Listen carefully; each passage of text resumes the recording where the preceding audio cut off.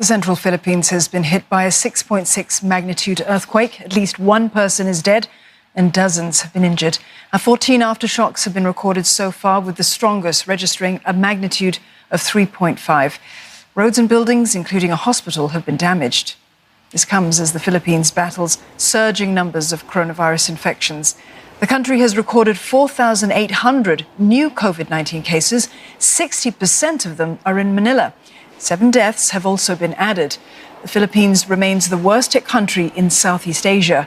Sherry Regalado joins us now for more. Sherry, what's the situation like now? And are there concerns that more people could be trapped? You know, there's a lot of damaged roads, houses, and public infrastructure, especially in the municipality of Cataingan in Masbate province, which felt a destructive intensity 7.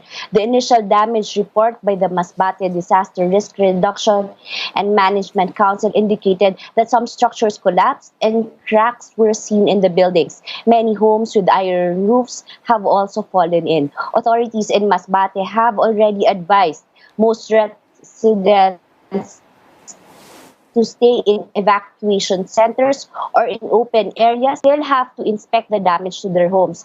Search and rescue efforts are still underway in the region.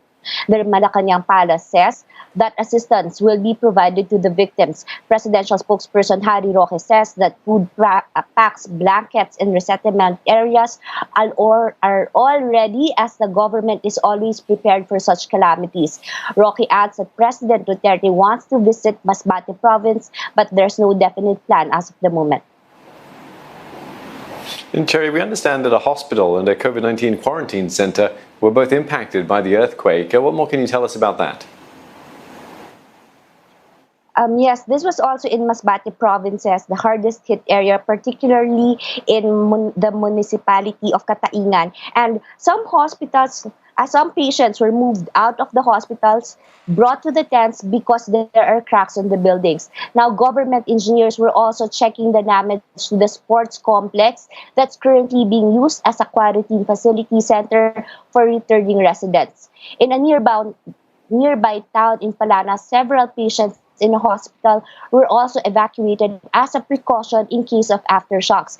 This includes a pregnant woman about to go into labor. Sherry, restrictions were reimposed 2 weeks ago. That was after medical workers warned that the healthcare system was in some jeopardy. It could collapse. Are there still fears of this happening, given that restrictions, they're due to be eased tomorrow?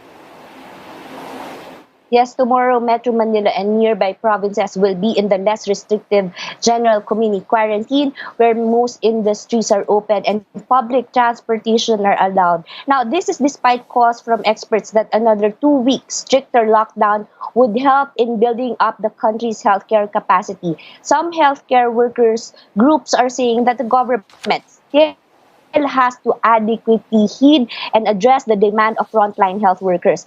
However, the government reiterates that it can no longer afford to extend the strict lockdown measures, as this strategy is not sustainable. There are also no funds to help displaced workers. The government instead is pushing for a granular lockdown to be implemented by local government officials, which it says is a better strategy. Thanks for that. Cherry Regalado speaking to us from Manila.